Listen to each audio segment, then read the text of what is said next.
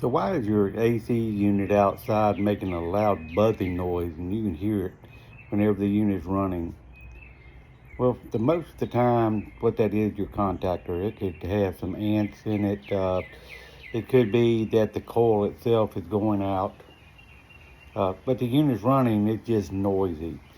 Uh, Basically, the only thing you can do at this point is have that contactor replaced.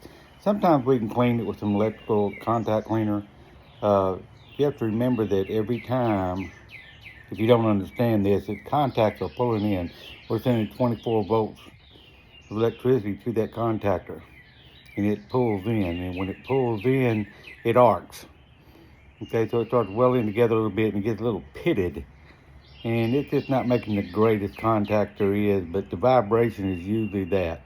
Is what you're hearing is kind of a buzzing noise, and it's annoying. Uh, so remember that, just little small things that you'll hear. I hope this video has helped you. Just hit the like button and hit the subscribe button for me.